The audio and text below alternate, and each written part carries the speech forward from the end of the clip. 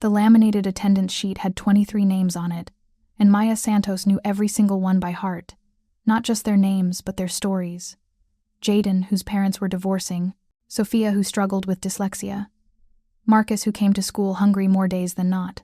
She stood at the front of her third-grade classroom at Roosevelt Elementary on Chicago's South Side, watching her students file out for dismissal on a Friday afternoon in May. 23 souls she'd spent 9 months pouring herself into, and in 3 weeks, they'd move on to 4th grade while she started over with a new group. If you're enjoying this story so far, don't forget to hit the like button and subscribe. Drop a comment telling me where in the world you're watching from. I love hearing from you.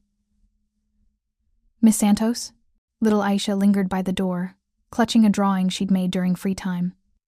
Is this good enough for the art show? Maya knelt down, studying the crayon landscape with genuine attention. A house, a garden, a family of 4 holding hands under an impossibly large sun. It's beautiful, sweetheart. Absolutely perfect. Aisha beamed and skipped out, leaving Maya alone in the classroom that smelled like pencil shavings and the industrial cleaner the janitors used. She began erasing the whiteboard, her shoulder aching from holding the marker all day. 29 years old and already feeling it in her joints. Her phone buzzed. A text from Willowbrook Care Center. Monthly payment due Monday. Current balance, $2,847. Maya closed her eyes and did the math she'd already done 100 times.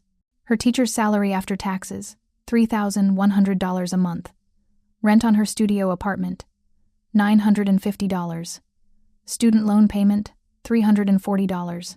Groceries, gas, utilities, her mother's care facility. The numbers never added up. They just existed in permanent deficit, an equation with no solution. She'd picked up a weekend tutoring job, but that barely covered the gap. She'd applied for grants, loans, additional assistance. Her mother had worked as a seamstress her whole life, never earned enough to save, never had insurance that covered long-term care. Now, at 58, she sat in a facility that cost more per month than Maya's entire take-home pay, forgetting her daughter's name a little more each visit. You could marry rich, her friend Carmen always joked. Find some nice lawyer or doctor who needs a smart, beautiful woman to fix his life. But Maya was too tired for dating, too broke for the kind of places where lawyers and doctors hung out. Besides, she'd learned young that people left. Her father had walked out when she was 6. Her college boyfriend had vanished the moment things got hard. The only person who'd never left was her mother. And now Alzheimer's was stealing her away piece by piece. Maya packed her bag, papers to grade, lesson plans to review, and headed out into the May sunshine. The Chicago spring had finally arrived after a brutal winter. Trees blooming along the streets, kids playing basketball in the park across from school. Her Honda Civic coughed to life on the 3rd try. The check engine light had been on for 2 months. She was ignoring it the way she ignored most problems she couldn't afford to fix. The drive to Willowbrook took 40 minutes through Friday traffic.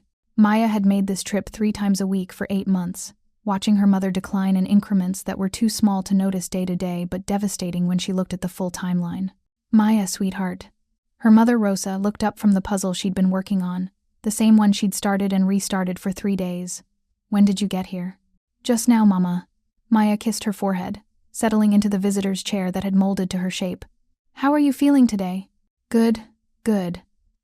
Rosa's hands trembled slightly as she tried to fit a puzzle piece into the wrong spot. Did I tell you about the wedding? Your cousin Maria is getting married. We need to buy a dress. Maria had gotten married 6 years ago. They'd attended together, danced to salsa music, eaten tres leches, cake until they were sick. But in Rosa's fractured timeline, it was happening tomorrow, urgent and immediate. We'll find something perfect, Maya said gently, guiding her mother's hand to the correct puzzle piece. You'll be the most beautiful woman there.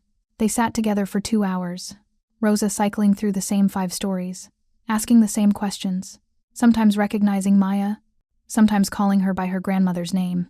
When visiting hours ended, Rosa gripped Maya's hand with surprising strength. Don't leave me here, she whispered, and for just a moment, clarity returned to her eyes. Please, Mija, take me home. Maya's throat closed. I can't, Mama. You need care I can't give you. But I'm here. I'll always come back. The drive home was always the hardest part. Maya gripped the steering wheel and didn't let herself cry until she was parked, outside her building, where no one could see. Saturday morning arrived too early. Maya had stayed up until 2 a.m., grading papers, trying to ignore the sounds of her neighbors fighting through thin walls. Her studio apartment was clean but sparse. A pull-out couch that served as her bed, a tiny kitchen with appliances that were older than she was, a bathroom where the shower only had 2 temperatures, scalding or freezing. She made coffee in the $4 French press Carmen had given her for Christmas, toasted the last 2 slices of bread in her fridge, and tried to figure out how to make $70 last until her next paycheck in 6 days. Her phone rang.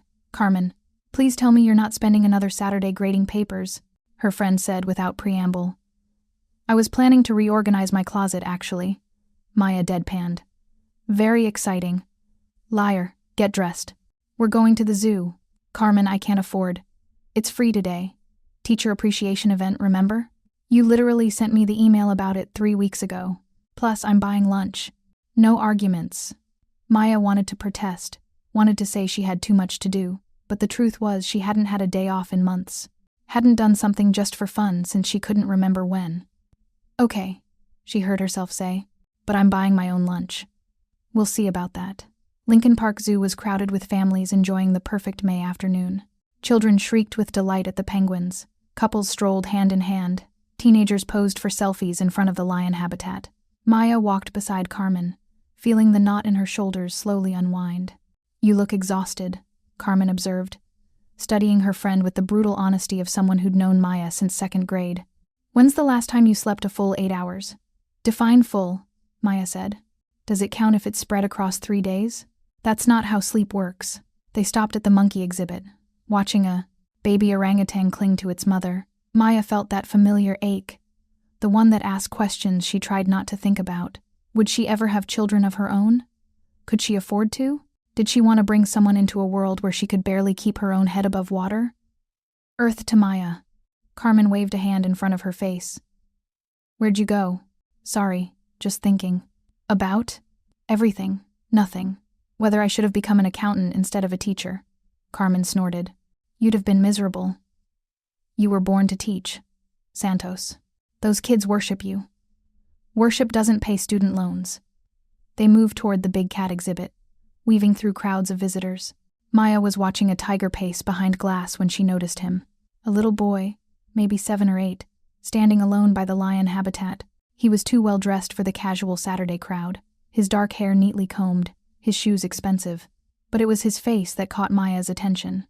Old eyes and a young face, the expression of a child who'd seen too much. He was drawing in a small sketchbook, completely absorbed, his hand moving with surprising confidence across the page. "That's really good," Maya said, approaching slowly. She'd learned in her teaching years how to talk to children without startling them. "Is that the lion?" The boy looked up, startled but not afraid. "Yes." His voice was quiet, formal. "He's been pacing for 17 minutes. I think he's bored." "Probably," Maya agreed. "Are you here with your family?" "My father and his men are talking." The boy gestured vaguely toward the cafe area. "I wanted to see the lions." Something in his phrasing, "his men," sent a small warning signal through Maya's mind. But before she could ask more, Carmen called her name, pointing toward the sea lion feeding demonstration. "I have to go," Maya told the boy. "But your drawing is really beautiful. Keep practicing." He gave her a small smile. "Thank you, miss," Maya rejoined. Carmen, but couldn't shake the image of that lonely child standing by the lions, drawing because it was better than whatever his father was doing. They were near the North Pond, watching ducks paddle across the water, when Maya heard it. Not a firework, not a car backfiring, gunfire. The sound cracked through the afternoon like thunder, and the world exploded into chaos. People screamed, bodies hit the ground. Parents grabbed children and ran. Maya's teacher instincts kicked in immediately, her eyes scanning for threats, for children who needed help. For the boy. The boy from the lion exhibit was frozen 15 feet away. If you find this story engaging, please take a moment to subscribe and enable notifications. It helps us continue producing in-depth content like this. His sketchbook fallen to the ground, his eyes wide with terror. And behind him, 3 men in dark clothes were running, guns raised, and Maya knew with absolute certainty they were aiming for him. Time slowed. Her body moved before her brain could catch up. She ran, not away from danger but directly toward it. toward this child she didn't know, whose name she'd never learned. Her shoes pounded against pavement. Carmen screamed her name. The men raised their weapons. Maya reached the boy and wrapped her body around his, pulling him down, curling herself over him like a shield. The impact came a heartbeat later. Fire exploded through her left shoulder, white-hot and absolute. She gasped, her vision whiting out. But she didn't let go. Couldn't let go. The boy beneath her was shaking, crying, alive. "Don't move," she whispered through the pain. "Stay down. I've got you." More gunfire, shouting. The screech of tires. Then silence, sudden and deafening. "Dante!" Heavy footsteps running toward them. Strong hands prying her away from the child. Maya tried to protest, tried to hold on, but her arms wouldn't obey. She looked up through dimming vision to see a man's face. Sharp cheekbones, dark eyes blazing with rage and fear. A jaw clenched so tight she could see the muscle jumping. He was lifting the boy Dante. His name was Dante, checking him for injuries with hands that trembled despite their certainty. "I'm okay, Papa." The boy was crying. "She saved me. The lady saved me." The man's eyes found Maya's, and she saw something shift in his expression. Recognition. Understanding. Debt. "Get her to the car," he barked to someone Maya couldn't see. "Now. Before the police arrive." "Sir, she's been shot." "I can see that. Move." Maya tried to speak. Tried to say she needed a hospital. Needed Carmen. Needed to not get into a strange car with armed men. But the pain was overwhelming now, dragging her down into darkness. The last thing she saw before unconsciousness claimed her was Dante's face, his small hand reaching for hers, and the man, his father, watching her with an expression that looked almost like wonder. Then, nothing. Maya woke to the smell of expensive leather and gun oil. Her shoulder was screaming, actually screaming, pain radiating down her arm and across her chest with every breath.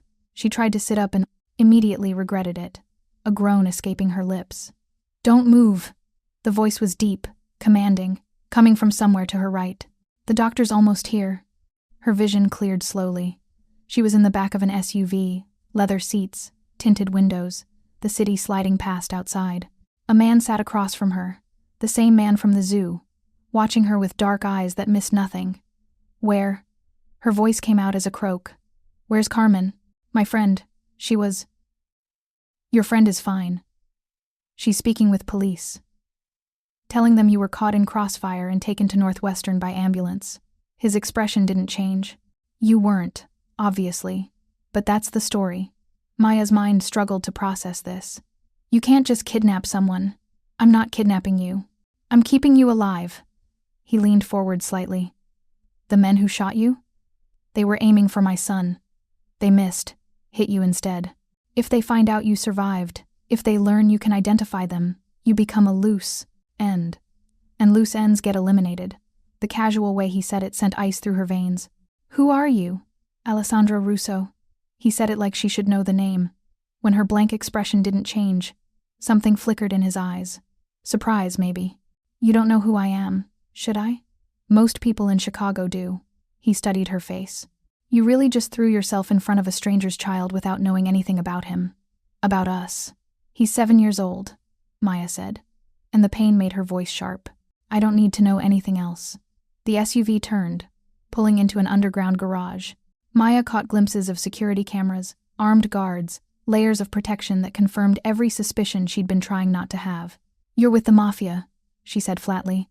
"I prefer businessman with flexible ethics," Alessandro said. "But yes, essentially. And before you ask, no, you can't leave. Not yet. Not until we're certain you're not a target." They were helping her out of the car now, and Maya's legs nearly gave out. Strong hands caught her Alessandro's hands, surprisingly gentle despite their calluses. "I have to call my mother," Maya said, even as the world tilted. "She's in a care facility. She'll be scared if I don't visit. We'll handle it. You can't just—" "Miss Santos." He cut her off, his voice hard but not unkind. "You took a bullet meant for my son.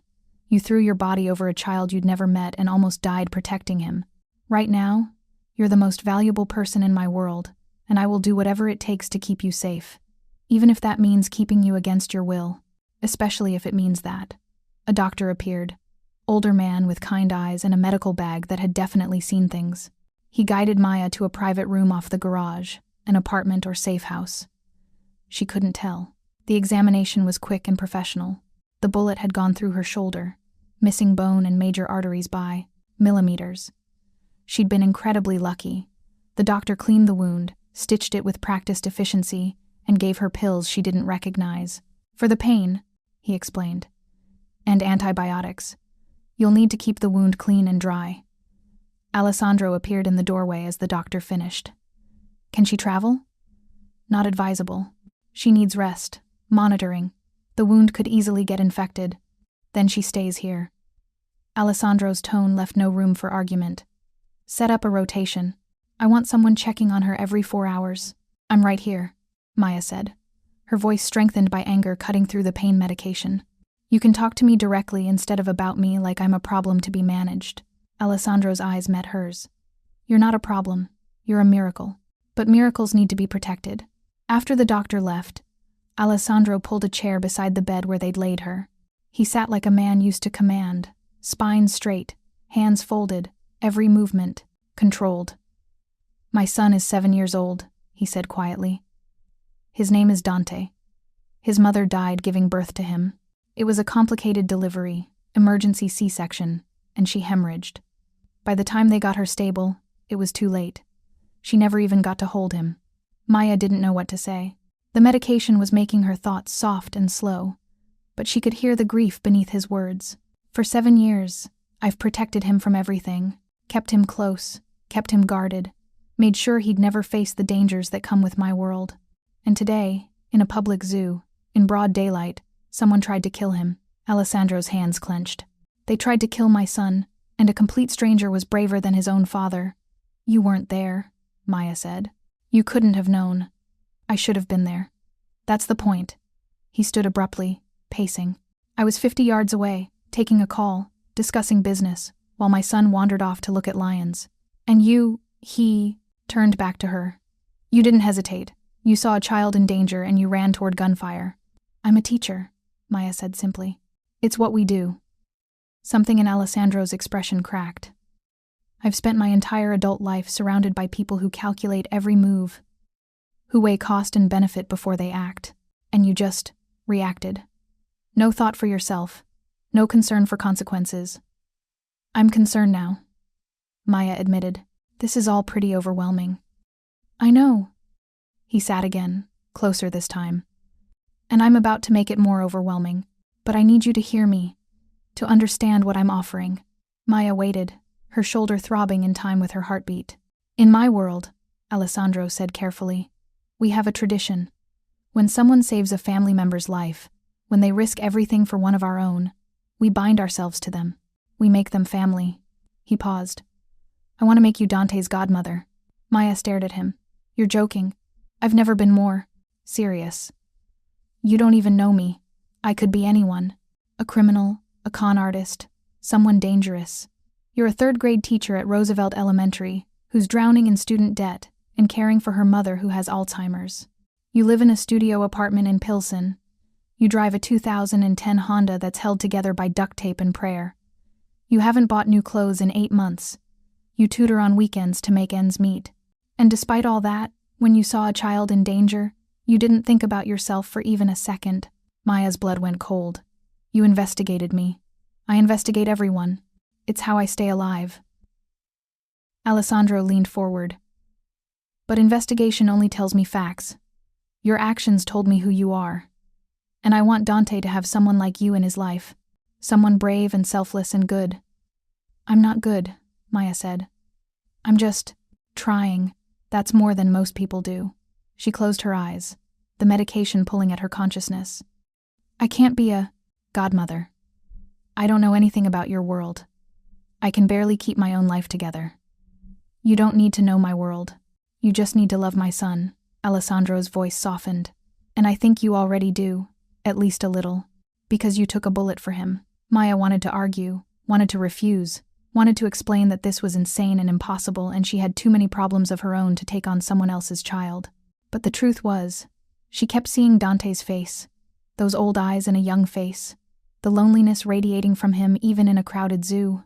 If I say yes, she whispered, What does that mean? It means your family. Protected, provided for, and permanently connected to us. It means Dante has someone besides me who will put his well-being first. Someone outside this world who can teach him there's more to life than what I can show him. Alessandro's voice grew rough. It means when I die, whether that's tomorrow or in 50 years, my son won't be alone. That's a lot of weight to put on someone you just met. I know. But I also know you can carry it. You've been carrying your mother, your students, everyone who needs you. Let me share the load. Let me help you while you help Dante. Maya's eyes were closing despite her best efforts. The last thing she heard before sleep claimed her was Alessandro's quiet promise. I'll take care of everything, Maya Santos. Your mother's care, your debt, your future, all of it. Just say yes. Just be there for my son. She wanted to stay awake, wanted to argue, wanted to maintain the boundaries between her world and his. But all she could see was Dante's small hand reaching for hers. And somewhere in the haze of pain and medication and exhaustion, she heard herself whisper, yes. Maya woke to sunlight streaming through floor-to-ceiling windows and the disorienting realization that she had no idea where she was. The bed beneath her was obscenely comfortable, the kind of mattress that probably cost more than 3 months of her rent. Egyptian cotton sheets, she thought distantly, because apparently she'd developed the ability to identify luxury textiles through touch alone. Her shoulder throbbed with a deep, persistent ache that the pain medication had only dulled, not eliminated. She sat up slowly, taking inventory. Someone had changed her clothes while she was unconscious. She now wore soft cotton pajamas that definitely weren't hers. Her bullet wound had been freshly dressed, the bandage clean and professionally applied. And beside the bed sat a glass of water, 2 pills, and a handwritten note in precise script. For the pain, take them, doctor's orders and mine. A.R. Maya stared at the note, memories from yesterday flooding back in fragments. The zoo. The gunfire. Dante's terrified face. Alessandro's dark eyes asking her to be a godmother to a child she'd known for 30 seconds before throwing her body over his. And she'd said yes. Oh God, she whispered to the empty room. What did I do? A soft knock at the door made her jump. Before she could respond, a woman in her 50s entered, carrying a tray that smelled like heaven. She had kind eyes and the no-nonsense air of someone who'd seen everything and remained unimpressed. You're awake. Good. She set the tray on the bedside table. I'm Maria, Mr. Russo's housekeeper. Though, housekeeper doesn't quite cover it. I'm more like a general manager of chaos. Her slight Italian accent softened her words. I've brought breakfast. You need to eat before taking more medication. Where am I? Maya asked. Mr. Russo's home, Gold Coast. Top 3 floors of the building. Maria began uncovering dishes, scrambled eggs, fresh fruit, toast, bacon, orange juice that looked freshly squeezed. You've been asleep for 14 hours. The doctor said that was normal after the trauma and medication. 14 hours. Maya's mind raced. My phone, I need to call my mother's facility, my friend Carmen, my school, all handled. Maria's tone was gentle, but firm. Mr. Russo spoke with your mother's care facility personally, told them you had a family emergency and would be visiting midweek instead of your usual schedule. Your friend Carmen received a call from Northwestern Hospital confirming you were treated and released. She thinks you're recovering at home. And your principal received notice that you're taking emergency medical leave for the remainder of the school year. Maya stared at her. He can't just rearrange my entire life. He can, and he did. Maria sat on the edge of the bed, her expression softening. I know this is overwhelming, Miss Santos. I know you didn't ask for any of this, but Mr. Russo takes protection seriously. When he commits to keeping someone safe, he's thorough. I'm not in witness protection. I'm a teacher who made a split-second decision. You're a woman who saved his son's life. Maria's voice grew quieter. You don't understand yet what that means to him, what Dante means to him. But you will. After Maria left, Maya forced herself to eat despite her churning stomach. The food was incredible, of course it was, and she realized she couldn't remember the last time she'd had a meal she hadn't prepared herself or grabbed from a vending machine. She was finishing her orange juice when another knock came. This time, she called out permission to enter. Dante appeared in the doorway, clutching his sketchbook. He looked smaller than he had at the zoo, swimming in expensive pajamas, his dark hair mussed from sleep. But his eyes, those ancient, watchful eyes fixed on her with an intensity that made her breath catch. "You're awake," he said quietly. "I wanted to check, but Papa said I had to let you rest." "I'm awake." Maya set down her juice glass. "How are you doing, Dante? Are you okay?" He nodded, but his hands tightened on the sketchbook. "The doctor said I don't have any injuries. Just scared," he said. "But I'm not supposed to be scared because Papa says fear makes you weak." Maya's teacher instincts kicked in immediately. "Come here, sweetheart." Dante approached hesitantly, and Maya patted the bed beside her. He climbed up carefully, mindful of her injured shoulder. "Your papa is wrong about that," Maya said gently. "Fear doesn't make you weak. Fear is what keeps us alive. It's what tells us to be careful, to think before we act. What matters is what you do with the fear." "What did you do with yours?" Dante asked. "At the zoo. Weren't you scared? Terrified?" Maya met his eyes honestly. "I saw those men, saw their guns, and I was more scared than I've ever been in my life. But you still ran toward me, because some things are more important than being safe. You needed help, and I was there, so I helped." She smiled. "That's what teachers do. We help." Dante was quiet for a moment, processing. Then he opened his sketchbook, flipping to a page near the back. "I drew this last night. After Papa told me you were going to be okay." The drawing took Maya's breath away. It showed her and Dante at the zoo, but rendered with surprising skill for a 7-year-old. She was kneeling, wrapped around him protectively, and above them, he'd drawn what looked like angel wings spreading from her shoulders. "Papa says you're going to be my madrina now," Dante said softly. "My godmother." "Is that true?" Maya looked at this child who'd witnessed an assassination attempt, who'd been raised in a world of violence and protection, who drew pictures of wounded strangers with angel wings, and she felt something in her chest crack open. "Yes," she heard herself say. "If you want me to be." "I do." Dante's small hand found hers, careful of her bandages. "I've never had a madrina before, just Papa and Uncle Rico and Maria and the guards. But Papa says you're different. He says you're good. I'm not sure I'm good, honey. I'm just trying my best." "That's what Papa says about himself, too." Dante looked up, at her with those two old eyes. "Maybe that's what good means, trying even when you're scared." Before Maya could respond, Alessandro appeared in the doorway. He was dressed for business, charcoal suit, crisp white shirt, looking every inch the dangerous man she suspected he was. But his expression softened when he saw Dante curled against Maya's uninjured side. "I see you found our patient," Alessandro said. "She likes my drawing," Dante announced. "I gave her angel wings." "Very appropriate." Alessandro moved into the room with that controlled grace Maya was beginning to recognize. "Dante, Maria's waiting to start your lessons. Give Miss Santos some space to rest. Can I come back later?" Dante asked Maya hopefully. "Of course." Maya squeezed his hand gently. "Anytime."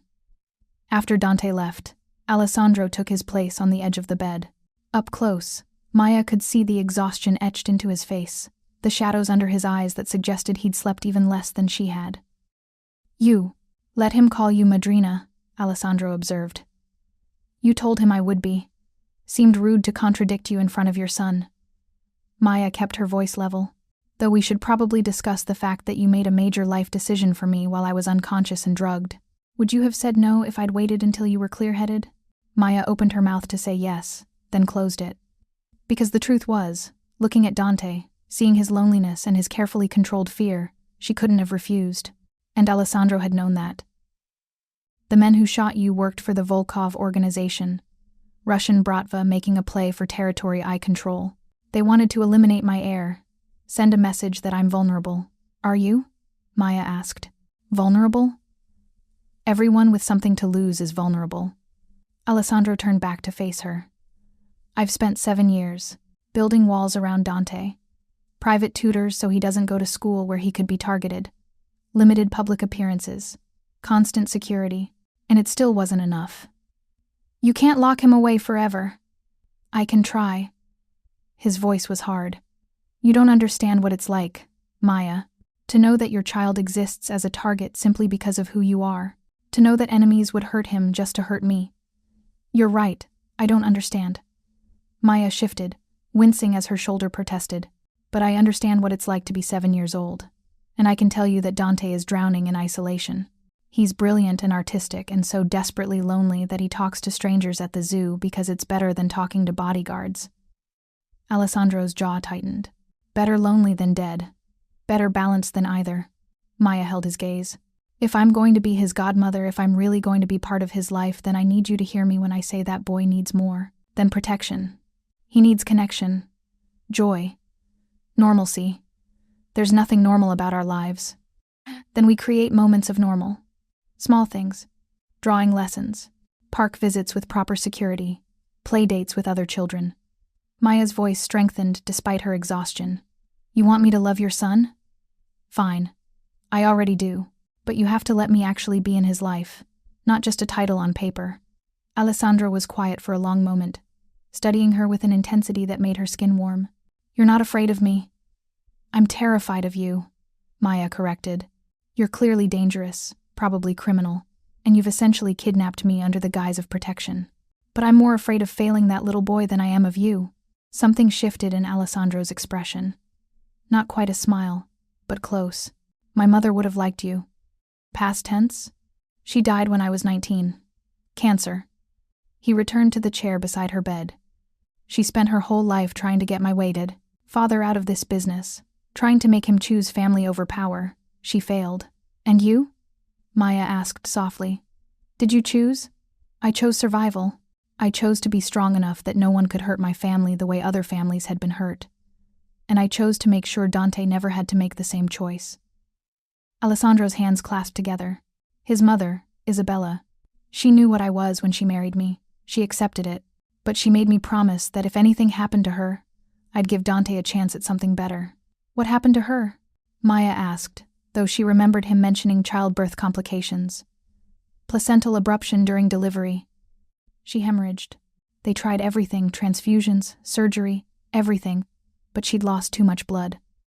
Alessandro's voice went flat, the way people's voices did when they'd told a story too many times to feel it anymore. She was conscious for a few minutes after they got Dante stable, long enough to hold my hand and make me swear I'd protect him, long enough to ask me to find someone who could teach him how to be good despite where he came from. And you think that's me? I've had you investigated by 3 different firms. I know your bank balance, your credit score, your browsing history. I know you donate to your students' GoFundMe campaigns even when you can barely afford groceries. I know you visit your mother 3 times a week, even though she doesn't always remember your name. I know you turned down a better-paying position at a private school because you wanted to teach kids who needed you most. Alessandro leaned forward. You're exactly what Isabella asked me to find. You're what Dante needs. Maya felt tears prick her eyes. This is insane. Most good things are. He pulled an envelope from his jacket pocket. This is your mother's care facility bill for the next 12 months. Paid in full. This, another envelope, is a check covering your student loans. Paid in full. This, a third envelope, is a bank card with your name on it. The account has $50,000. Monthly deposits of $5,000 will continue indefinitely.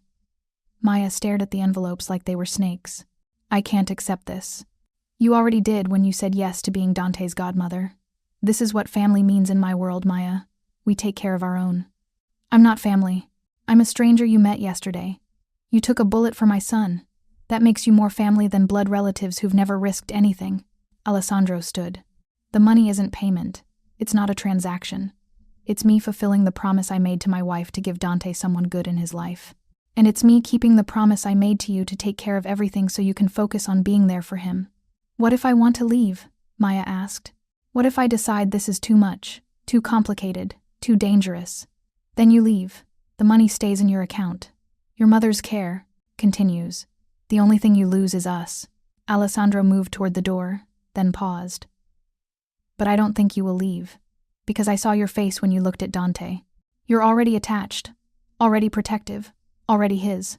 After he left, Maya sat alone with 3 envelopes, and the weight of decisions she'd made without fully understanding their consequences. She opened the first envelope, saw the receipt from Willowbrook Care Center. 12 months, paid in full, $34,164. She opened the second envelope. A cashier's check made out to her student loan servicer for the full balance, $44,847. The third envelope held a sleek black card with her name embossed in silver. Maya Santos had gone to the zoo yesterday with $70 in her bank account and crushing debt. She'd woken up today essentially debt-free with more money than she'd ever imagined having, and all it had cost was a bullet wound and her freedom. She should feel trapped, manipulated, bought. Instead, she felt something else entirely. Something that terrified her more than gunfire or mafia bosses or blood-stained pavement. She felt hope. The next 3 days passed in a strange suspended reality. Maya healed in Alessandro's penthouse, surrounded by luxury she'd only seen in magazines. Maria brought her meals that were works of art. The doctor whose name, she learned, was Dr. Chen changed her bandages twice daily with gentle efficiency. And Dante visited constantly, bringing drawings, books, questions, about everything from dinosaurs to division. "Why is 7 times 8 56? He asked on Tuesday afternoon, sprawled on the floor of her room with his math workbook. "Because 7 groups of 8 items equals 56 total items," Maya explained, moving carefully to sit on the floor beside him despite Dr. Chen's protests about resting. "Here, let's use your colored pencils. Draw 7 circles. Now put 8 dots in each circle." She watched him work, his tongue caught between his panas, teeth in concentration. This was what she'd trained for, what she loved watching, understanding dawn on a child's face, seeing the moment abstract concepts became concrete. 56, Dante announced triumphantly, counting his dots. "It works. Math usually does." Maya smiled. "What else are you working on?" "History. Uncle Rico says I need to learn about Roman military strategy." Dante wrinkled his nose. "It's boring." "Roman military strategy is fascinating. Those guys conquered most of the known world using discipline and innovation. They built roads that we still use today. They created aqueducts that brought fresh water to cities. They developed battle formations that modern militaries still study." Maya pulled his history book closer. "What part are you reading?" "The part about Julius Caesar crossing the Rubicon." "Ah." Maya settled more comfortably against the bed. "So Caesar had a choice, right? He could stay north of the Rubicon River with his army, obeying Roman law, or he could cross with his legions, which was illegal, and start a civil war. He crossed," Dante said. "Papa says that's what you do when you're committed. You cross the river and accept the consequences." Maya filed that away for later consideration. "True. But do you know what he said when he crossed?" Dante shook his head. "Alea iacta est. The die is cast." Maya met his curious eyes. "Meaning once you make certain choices, you can't take them back. You roll the dice and live with where they land. Like Papa, making you my madrina?" "Like that, yes." Maya touched his dark hair gently. "Once you make a promise like that, you honor it, no matter what." "Good." Dante leaned against her uninjured side. "I don't want you to take it back."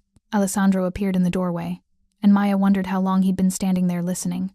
He wore different clothes, dark jeans, black Henley, and looked more human, less like the polished businessman she'd been seeing. "Dante, bedtime," he said. "Miss Santos needs to rest. Can she read me a story first?" Dante asked hopefully. "Maria usually does, but Miss Santos does different voices." Alessandro's eyes found Maya's, asking permission. She nodded despite her exhaustion.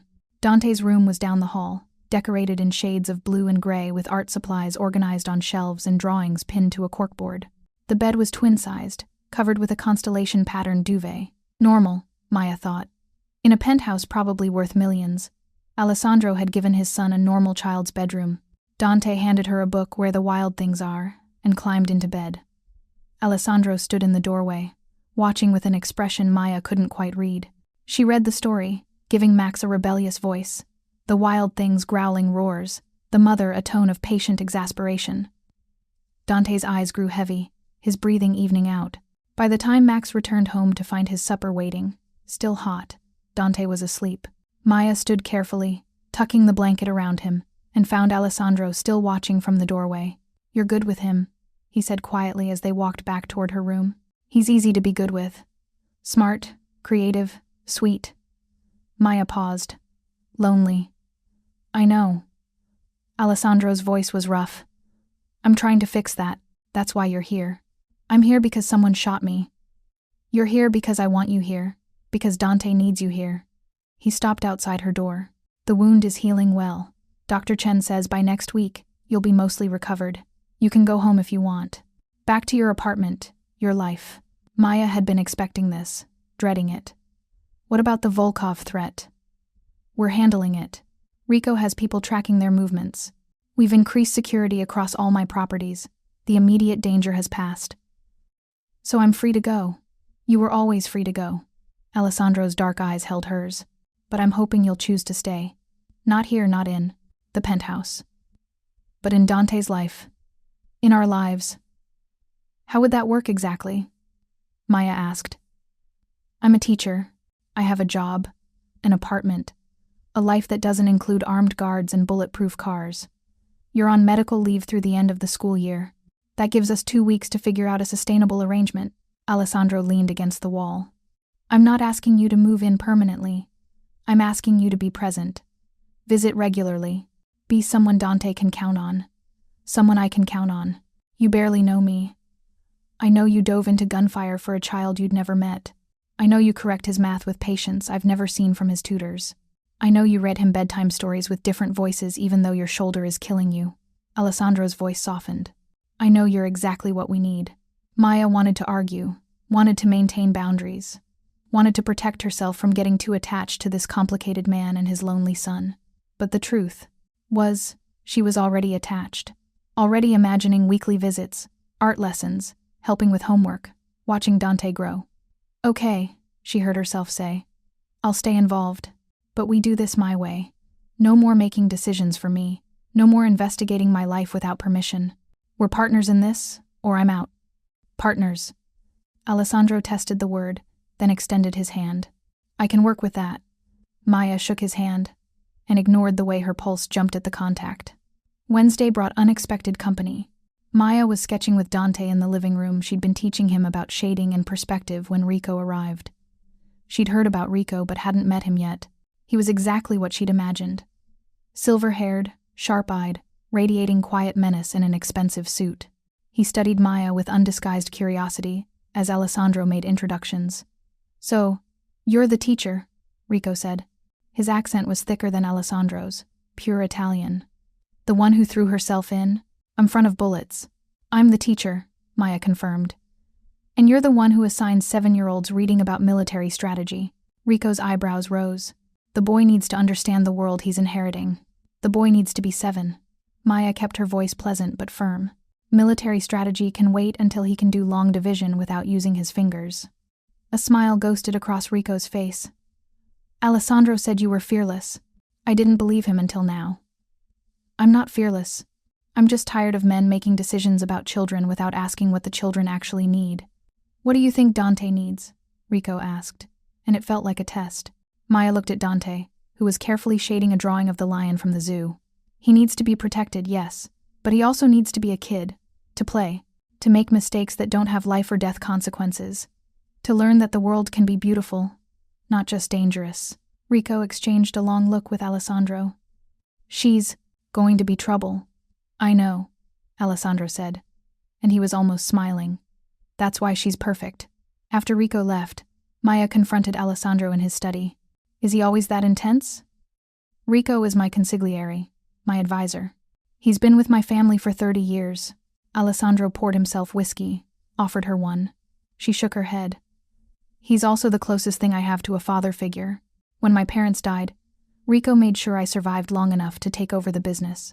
Both your parents are gone? My father died when I was 17. Heart attack, though I've always suspected it was poison that couldn't be proven. My mother died 2 years later. The cancer I mentioned. Alessandro sipped his whiskey. Rico raised me, taught me everything about this life. He's earned the right to be protective. He's scared, Maya said softly. He's scared I'll hurt Dante. Or hurt you. Can you blame him? You appeared out of nowhere. You're not part of this world. You don't understand how we operate. No, Maya agreed. But I understand children, and I understand that Dante is becoming a ghost in his own life, protected but not happy, safe but not whole. She moved closer to Alessandro's desk. You asked me to be his godmother. That means I get a say in how he's raised. And I'm saying he needs more freedom, more normal experiences. The last normal experience nearly got him killed. Life is risky, Alessandro. You can't eliminate all danger. I can try. His voice was hard, You don't know what it's like to watch someone you love die, to be powerless to stop it. You're right. I don't. Maya's voice gentled. But I know what it's like to watch someone disappear piece by piece. My mother doesn't remember me half the time. She's alive, but she's already gone, and I can't fix it. I can't control it. All I can do is love her through it and make sure she has good care. Alessandro stared into his whiskey glass. How do you stand it? The helplessness? I don't have a choice. Neither do you.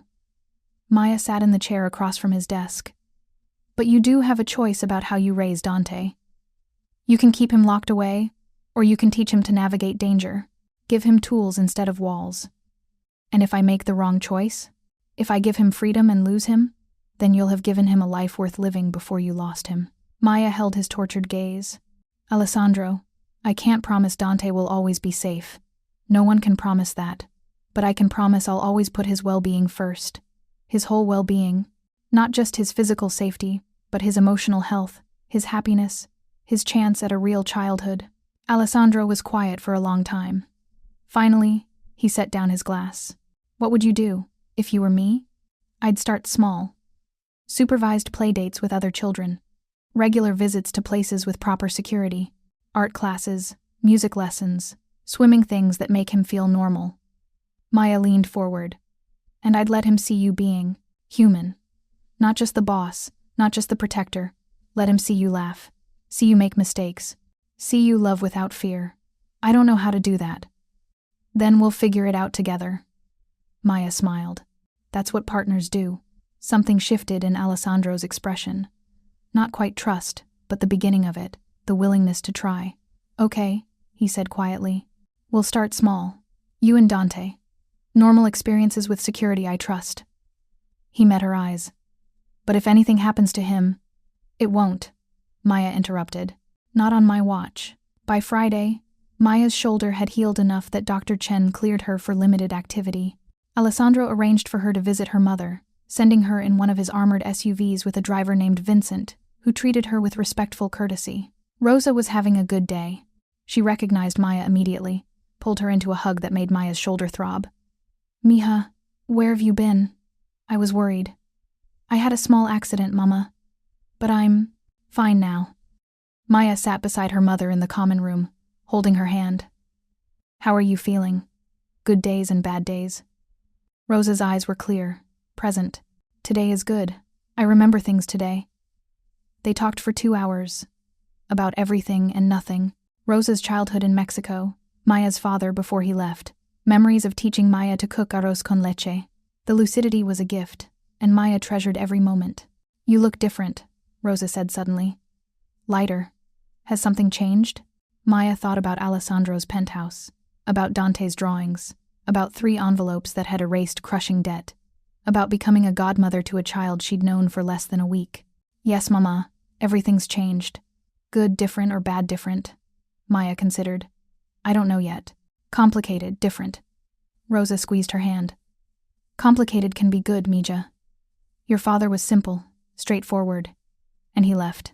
Sometimes complicated means someone's trying hard enough to be worth it.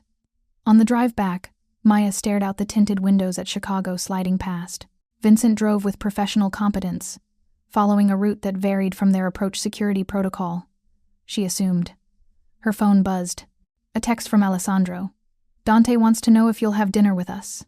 No pressure. Well, some pressure. He made puppy eyes. Maya smiled despite herself.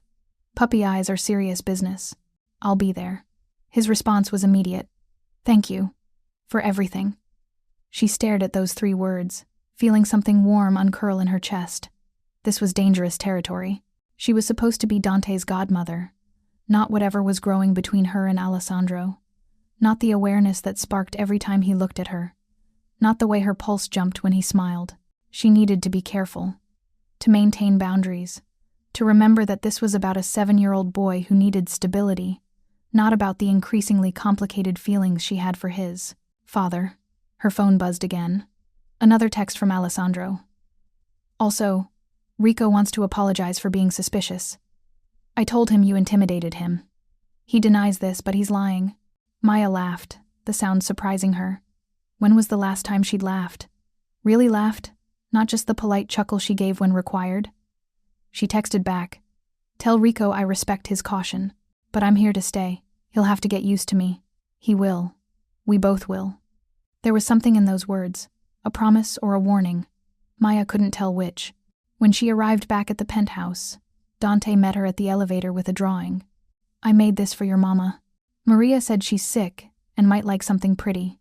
The drawing showed a garden full of flowers, each one carefully colored, with "Para la abuela Rosa" written in careful letters across the top.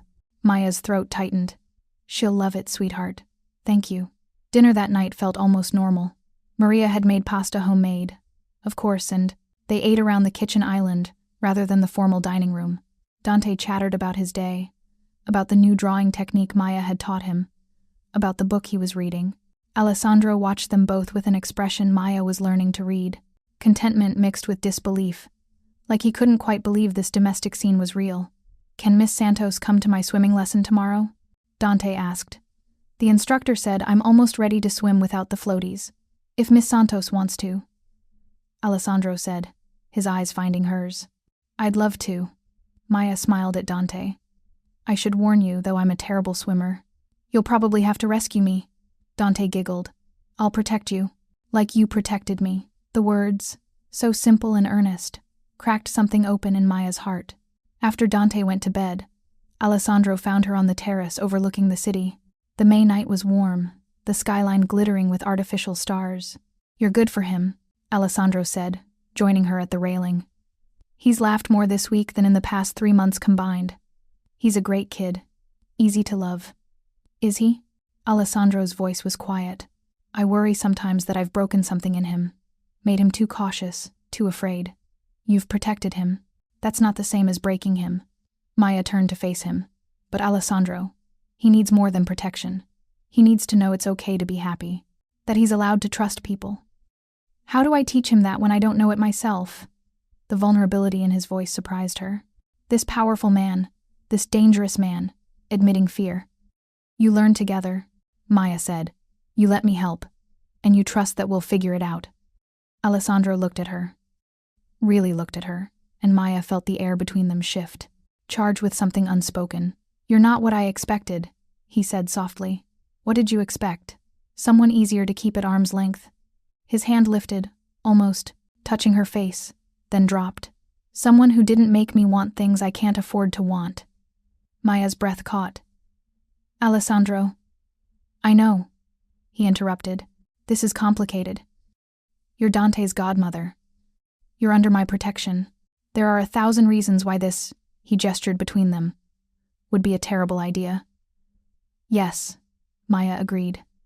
"There are. But I'm going to kiss you anyway. If you'll let me." Maya knew she should say no. Should maintain boundaries. Should remember that she'd only known this man for 5 days and most of that time had been marked by trauma and medication. Instead, she said, "Okay." He kissed her gently, carefully, like she was something precious that might break. His hand cupped her face, thumb tracing her cheekbone. And Maya felt something in her chest expand. Something that felt dangerously like hope. When they pulled apart, both breathing hard, Alessandro rested his forehead against hers. "This is going to complicate everything," he whispered. "I know," Maya whispered back. "Are you okay with that?" Maya thought about her life a week ago. The crushing debt, the exhaustion, the loneliness. She thought about Dante's drawings, her mother's care paid for, the possibility of something more than just surviving. "Yes," she said. "I'm okay with complicated." Alessandro kissed her again, deeper this time, and Maya let herself fall. Somewhere in the penthouse, Dante slept peacefully. Somewhere in the city, threats lurked. Somewhere in the future, consequences waited. But here, now, on this terrace under Chicago's artificial stars, Maya Santos chose to cross her own Rubicon. The die was cast. The gunshot came on a Tuesday morning, 3 weeks after Maya had crossed every boundary she'd promised herself she'd maintain. She was in Alessandro's study reviewing architectural plans for a new community center. He was funding legitimate business, he'd assured her. Completely legal when the window exploded inward. Glass rained, like diamonds. Alessandro's body hit hers, driving them both to the floor behind the massive mahogany desk. "Stay down," he commanded, his weight pressing her into the carpet. More gunfire. The crack of Rico's return shots from somewhere in the penthouse. Dante's scream from down the hall, high and terrified.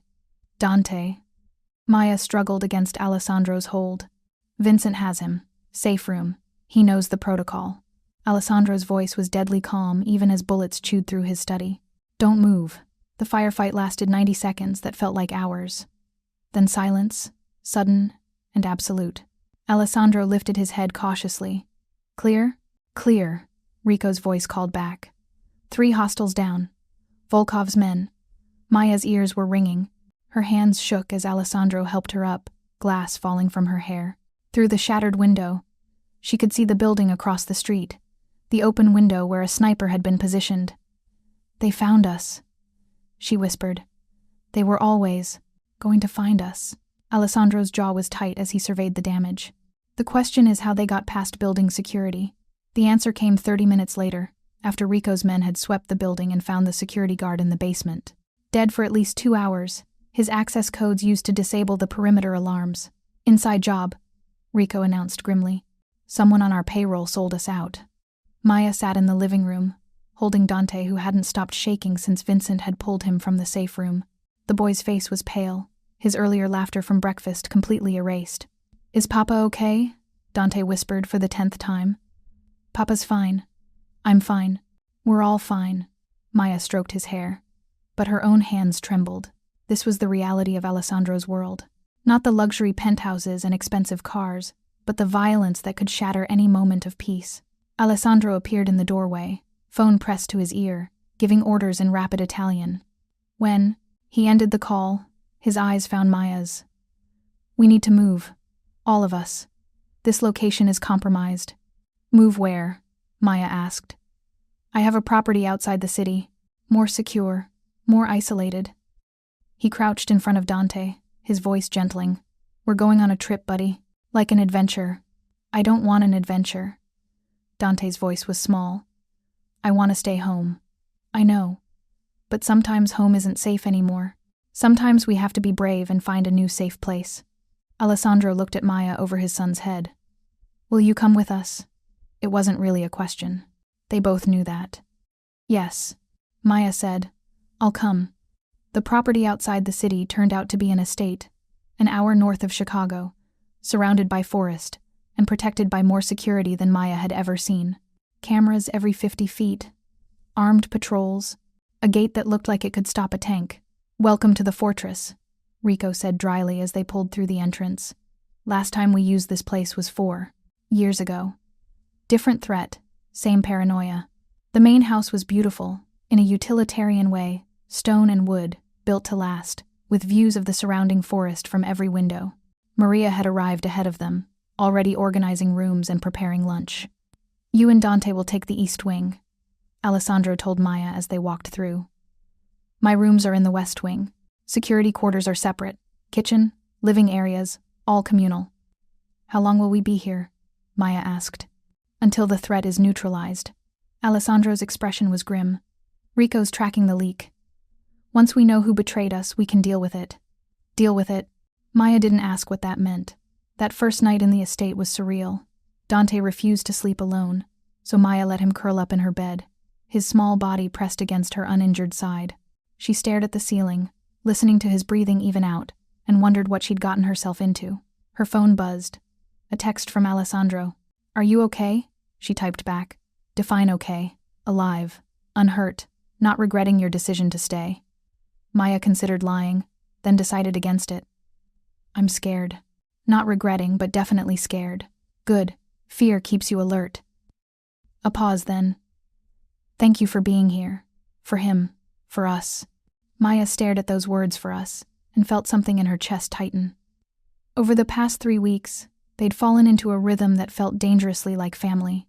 Breakfast together, Dante's lessons with Maya helping, dinners where Alessandro told carefully edited stories about his business, nights on the terrace where he'd kiss her like she was air and he was drowning.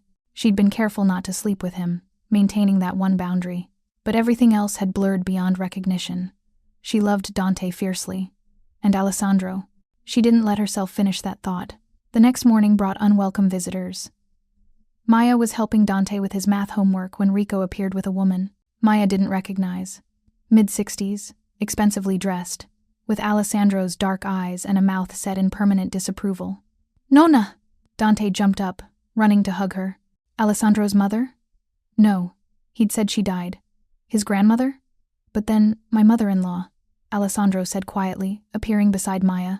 Isabella's mother. Vittoria Marchesi. Vittoria embraced Dante with genuine affection, but her eyes found Maya with calculation. "So this is the teacher who's been playing house with my grandson. Maya Santos." Maya extended her hand, keeping her voice level. "Dante's godmother." Godmother. Vittoria's laugh was sharp. "How convenient. A pretty young woman moves into my son-in-law's home, bonds with my grandson, and suddenly she's family." "Vittoria." Alessandro's voice carried warning. "Maya saved Dante's life. She took a bullet protecting him." "So I've heard. Very heroic. Very strategic." Vittoria released Dante's hand and circled Maya like a shark. "Tell me, Miss Santos, what exactly do you want from my family?" "I want Dante to be happy and safe," Maya said evenly. "That's all." "Really? Because I've made inquiries. You were drowning in debt before you met my son-in-law. Student loans, mother's medical bills, living paycheck to paycheck. And now suddenly all your problems are solved. Quite the coincidence." Maya felt heat rise in her cheeks. "I didn't ask for any of that. But you accepted it, didn't you? You accepted the money, the protection, the lifestyle upgrade. You accepted the role of godmother to a child you barely knew." Vittoria's voice was ice. "My daughter died bringing Dante into this world. Her memory deserves better than some gold-digging teacher pretending to care. That's enough." Alessandro stepped between them. "Maya is here because I asked her to be. Because Dante needs her. Because she's proven herself in ways you can't understand." "I understand perfectly. I understand that my grandson is being raised by his father's mistress instead of by family who actually care about his welfare." "I'm not his mistress," Maya said quietly. "Not yet," Vittoria agreed. "But give it time. These things have a predictable trajectory. Vittoria, if you came here to insult Maya, you can leave." Alessandro's voice was deadly quiet. "If you came to see Dante, you're welcome to stay for lunch. Your choice." Vittoria looked between them, something calculating in her expression. "I came to offer a solution. Send Dante to live with me in Italy. Remove him from this chaos, from the danger you've surrounded him with.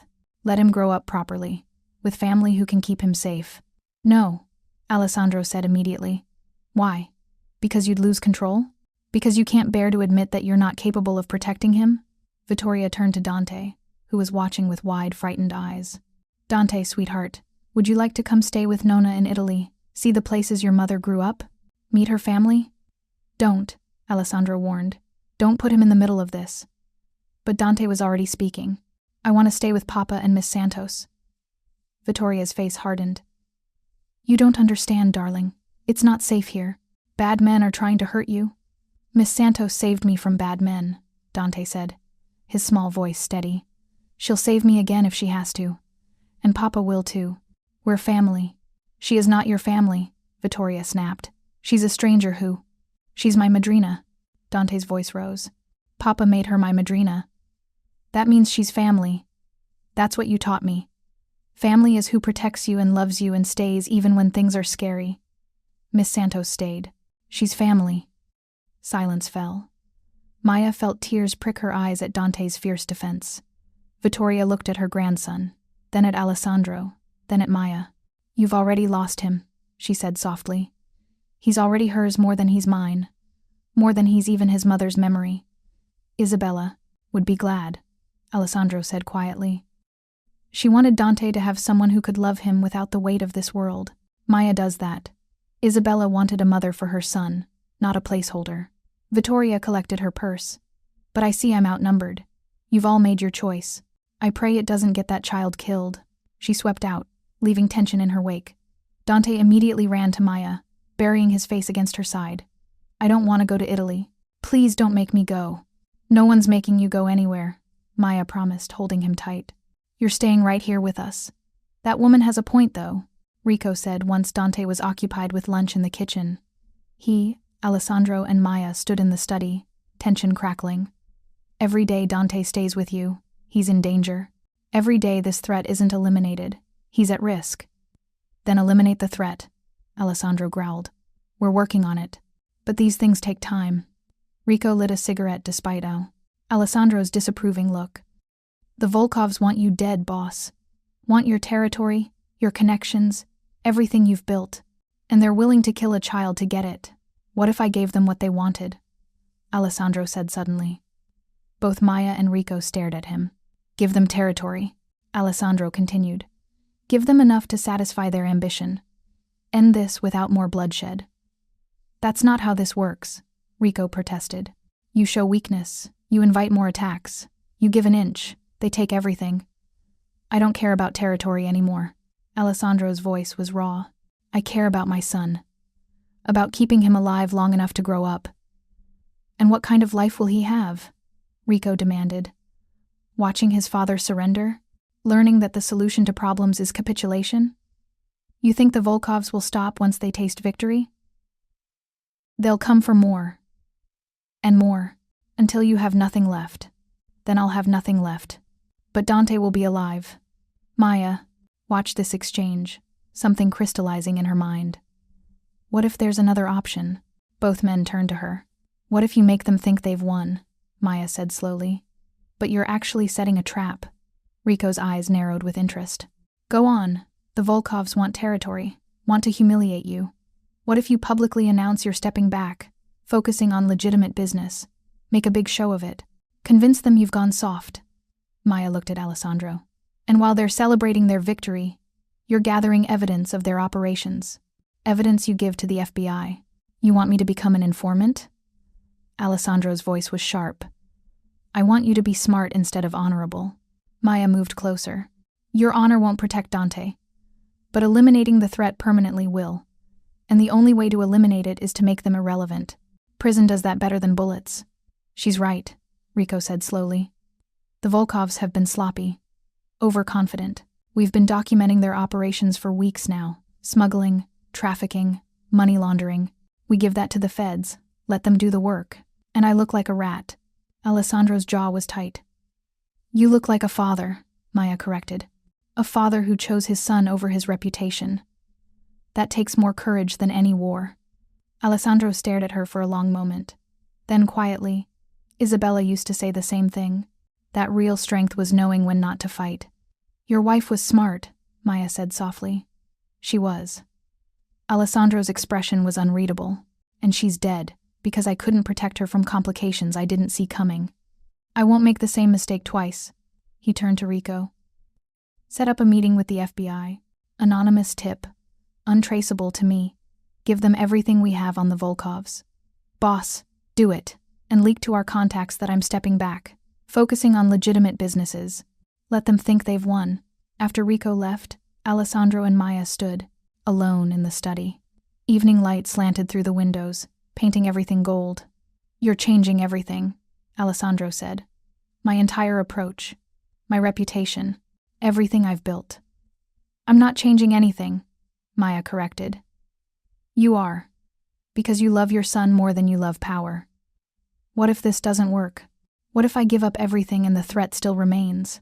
Then we'll figure out the next step. Together. Maya moved closer. But Alessandro, you can't control everything. You can't eliminate every possible danger.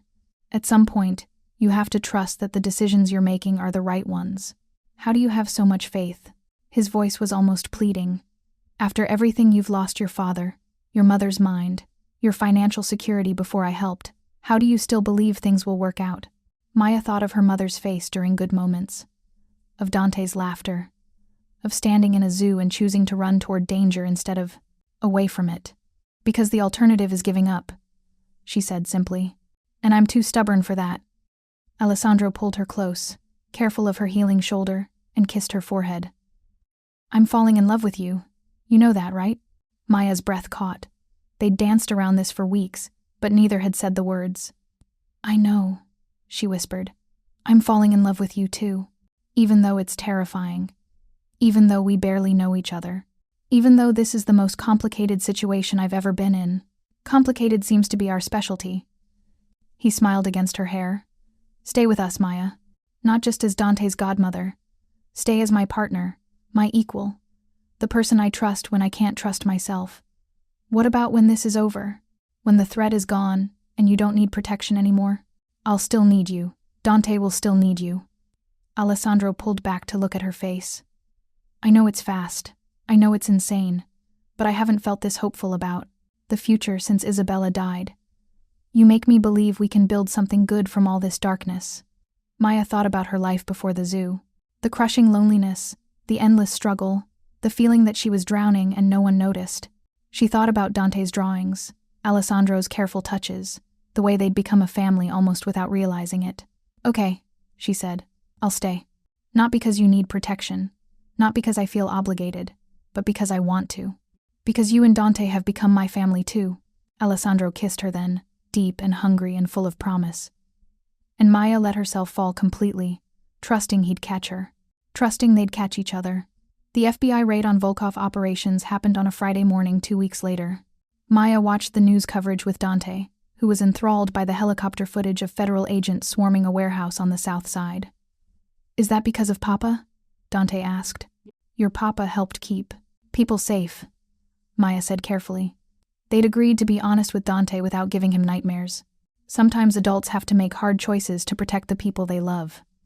Like you running in front of bullets for me? Exactly like that. The arrests were extensive.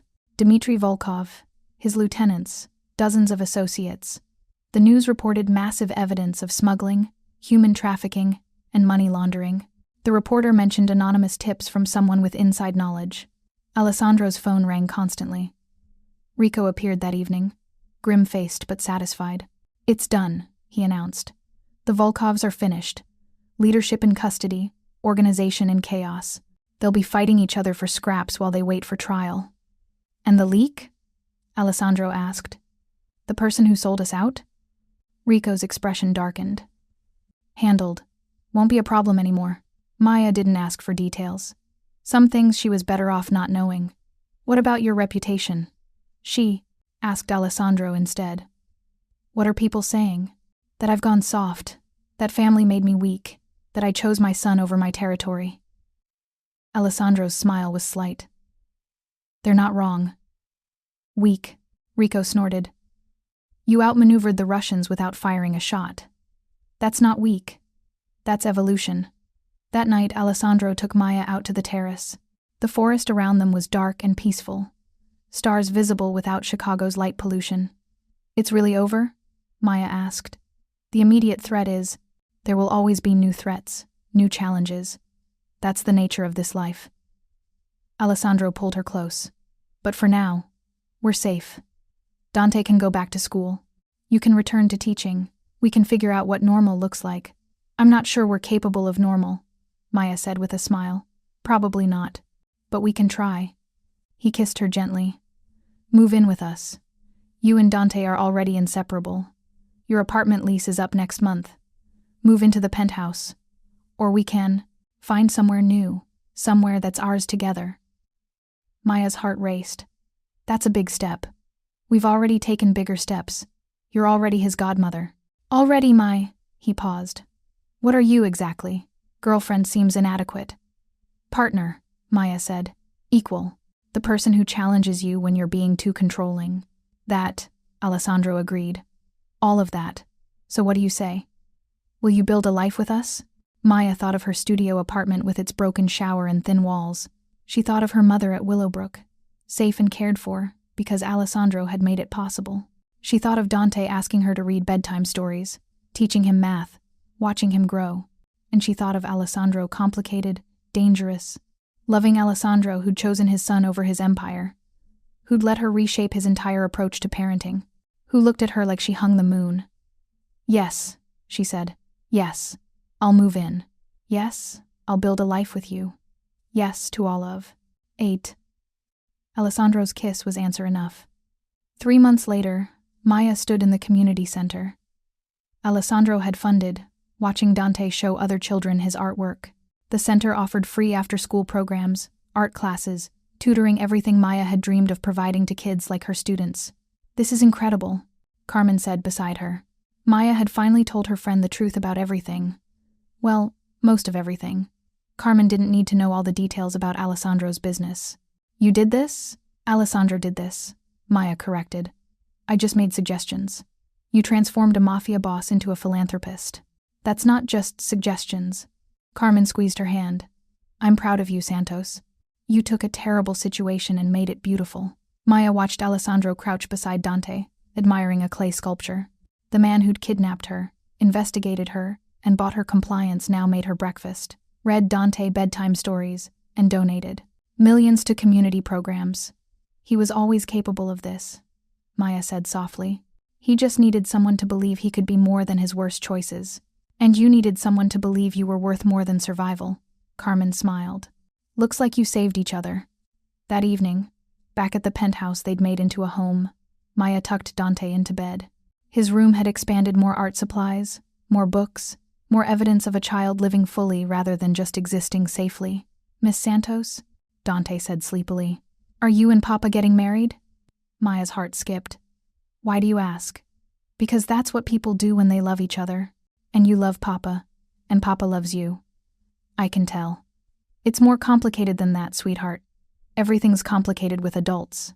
Dante yawned. But I hope you do get married. Then you'd be my madrina and my mom. That would be nice. After he fell asleep, Maya found Alessandro in their bedroom. Their bedroom, still, surreal, reading financial reports. Dante asked if we're getting married. She said. Alessandro looked up. What did you tell him? That it's complicated. Maya sat beside him. But he makes a good point. We're living together, raising a child together, building a life together. Maybe it's not that complicated. Are you proposing to me, Miss Santos? Alessandro set aside his reports, eyes warm. I'm saying I'm open to the idea. If you were interested. Interested? Alessandro pulled her close. I've been carrying a ring for 6 weeks, waiting for the right moment to ask. But I like your approach better. Less pressure. You have a ring? Maya's voice went breathless. Alessandro reached into his nightstand, producing a small velvet box. Inside was a simple platinum band with a single diamond, elegant without being ostentatious. Perfect. I had it made after the FBI raid, he said quietly. When I realized we'd actually survived. When I understood that life could be about more than just surviving. He took the ring out, holding it between them. I love you, Maya Santos. You saved my son's life, and then you saved mine. You made me remember what it means to hope, to trust, to believe in something beyond control and fear. Will you marry me? Maya felt tears slide down her cheeks. Yes, of course yes. He slid the ring onto her finger, and Maya stared at it through tear-blurred vision. 3 months ago, she'd been drowning in debt, exhausted and alone. 3 months ago, she'd made a split-second decision to run toward danger instead of away, and it had led her here. To this man, this child, this life she'd never imagined possible. I love you, she whispered. Both of you. This whole complicated, beautiful mess we've created. Alessandro kissed her, deep and sure. Then let's make it official. Fast engagement, small wedding, just family. Rico will be devastated there's no giant Italian production. Rico will survive. Alessandro smiled against her lips. As long as he gets to give a speech about how I was a disaster before you civilized me. You're still kind of a disaster, Maya teased. But I'm your disaster now. Yes, Maya agreed. You are. The wedding happened 6 weeks later in a small chapel outside the city. Just family, Rico and Maria, Carmen, Maya's mother who was having a good day and remembered everything. Dante as ring bearer taking his job with utmost seriousness. Vittoria had been invited but declined, sending instead a letter, wishing them well with an undercurrent of frost. Maya chose to take it as progress. She wore a simple cream dress, carried roses that matched the color of Dante's tie. Alessandro stood at the altar in a dark suit, looking at her like she was a miracle he still couldn't quite believe in. When they exchanged vows, Maya promised to love him even when he was overprotective and controlling. Alessandro promised to trust her judgment even when every instinct screamed otherwise. They promised to raise Dante with equal parts caution and courage, protection and freedom, and when the priest pronounced them married, Dante cheered so loudly it echoed through the small chapel. The reception was at the estate where they'd hidden from threats. But now it felt different, not a fortress, but a home. A place where they could gather family and celebrate rather than just survive. "You did it," Rico said during his speech, slightly drunk on champagne. "You actually domesticated the most paranoid man in Chicago. I didn't think it was possible." "I didn't domesticate him," Maya protested with a laugh. "I just reminded him what he was fighting for." "Same thing," Rico declared. "To the bride and groom. May they have many years of complicated happiness." Later, as the sun set and string lights illuminated the garden, Maya danced with Alessandro, while Dante played with other children, real children, friends from the community center, normalcy they'd fought so hard to create. "Thank you," Alessandro murmured against her hair. "For what?" "For running into fire. For staying when you could have left. For believing I could be better than I was." His arms tightened around her. "For giving me a future I thought I'd lost when Isabella died." "Thank you for catching me when I fell," Maya replied. "For taking care of my mother. For loving Dante enough to change. For making me believe in fairy tales again." "This isn't a fairy tale," Alessandro said. "Fairy tales are simple. This is messy and complicated, and sometimes still scary." "I know." Maya smiled up at him. "But it's ours, and that makes it perfect." As they swayed together under the lights, Dante ran over with a drawing he'd made during the reception. It showed the three of them, Alessandro, Maya, and Dante, holding hands in front of a house with family written above in careful letters. "For your wedding present," Dante announced proudly. Maya looked at the drawing, at this child who'd become hers in every way that mattered. At Alessandro, who'd transformed from captor to partner to husband. At the life they'd built from bullets and fear, and the courage to keep choosing each other. "It's perfect," she told Dante, pulling him into their dance. "You're both perfect." "We're not perfect," Alessandro corrected, but he was smiling. "We're just trying." "Same thing," Maya said, echoing Rico's words from earlier. And as she stood there between the man who'd become her husband and the boy who'd become her son, surrounded by the family they'd chosen and the future they'd fought for, Maya Santos understood something profound. Fairy tales weren't about perfection. They were about ordinary people making extraordinary choices. About running toward fire when everyone else ran away. About building families from strangers and trust from fear. About finding love in the most unexpected places and having the courage to keep it. The music played on. The lights glowed warm against the darkness, and Maya danced with her, family under stars that promised tomorrow, and all the complicated, beautiful tomorrows still to come. Maya stood in the doorway of Roosevelt Elementary's new gymnasium, watching Dante, now 9 and thriving, teach younger kids how to draw. He was patient and encouraging, already showing the kind of empathy that came from knowing what it meant to be scared and lonely. "Miss Santos," one of her former 3rd graders ran up, now a confident 5th grader.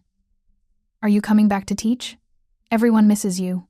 Maybe next year," Maya said with a smile. She'd taken a position as the director of Alessandro's foundation, overseeing community programs across Chicago, but she missed the classroom, missed the daily connection with students. Her phone buzzed. A text from Alessandro. "Doctor called. Blood work is back. Everything looks perfect." Maya's hand moved instinctively to her still flat stomach. 3 months pregnant, barely showing, but already changing everything. Again, we hadn't planned it, but then again, nothing about their relationship had gone according to plan. And that had turned out to be exactly what both of them needed. "Ready to go, Mom?" Dante appeared at her elbow. He'd started calling her Mom 6 months after the wedding, casually at first, then with increasing confidence when she didn't correct him. "Ready." Maya ruffled his hair. "Dad's making dinner tonight. Should we be worried?" He promised to follow the recipe exactly. I told him measuring matters in cooking. Dante grinned. He said he'd try. "We should probably have backup pizza just in case." In the car, Alessandro insisted she didn't drive herself anymore. Pregnancy was apparently a high-risk condition requiring security. Maya watched Chicago slide past the windows, the city that had witnessed her breaking point, her transformation, her rebirth. At home, the new house they'd bought together in a quiet neighborhood with good schools and normal families, Alessandro was indeed attempting to cook. The kitchen smelled like smoke and ambition. "I followed the recipe," he protested when Maya raised her eyebrows at the charred pan. "It didn't specify how high medium heat actually is." "That's why we have backup pizza," Dante announced, already pulling out his phone to order. Maya laughed, pulling Alessandro close for a kiss that tasted like smoke and promise. You tried. That's what matters. Speaking of trying, Alessandro said once Dante was occupied with setting the table, I wanted to talk to you about something. The foundation board suggested expanding to other cities. Detroit, Cleveland, maybe even New York. It would mean more travel, more time away from home. What do you think? Maya asked. I think. Alessandro's hand found her stomach, still flat, but full of future. I think we should do it. Help more families, make more places safe for kids like Dante. Build something that lasts beyond us. He met her eyes. I think Isabella would be proud. I think my mother would be proud.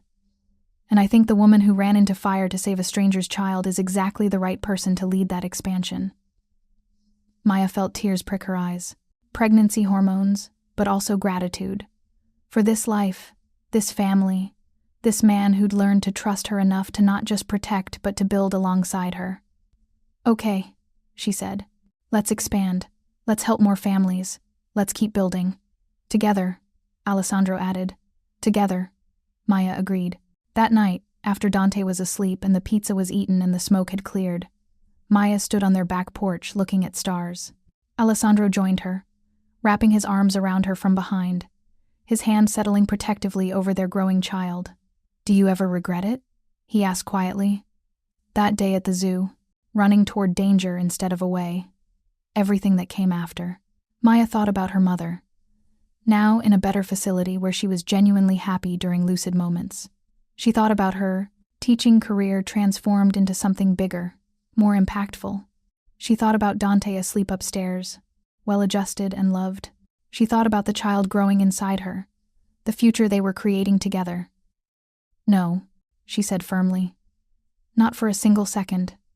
Even though I investigated you, kept you against your will, made decisions for you, even though you were overprotective and controlling and impossibly arrogant? Maya smiled.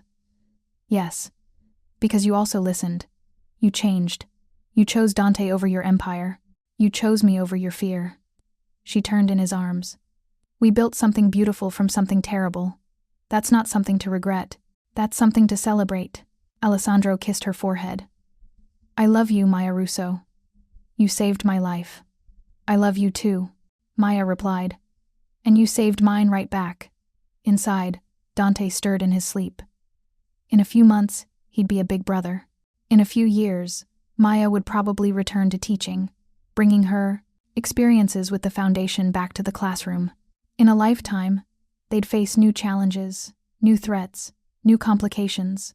But tonight, under stars that had witnessed gunfire and vows and the birth of an unexpected family, Maya Santos Russo chose to simply be grateful.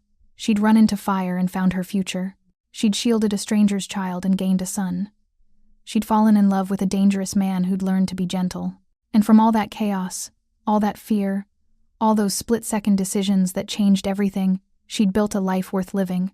The best things, she'd learned, always came wrapped in complications. The trick was being brave enough to unwrap them anyway. Thank you so much for watching until the end. If you loved this story, check out the other videos on your screen now. I think you'll really enjoy them. And don't forget to subscribe if you haven't already. See you in the next story.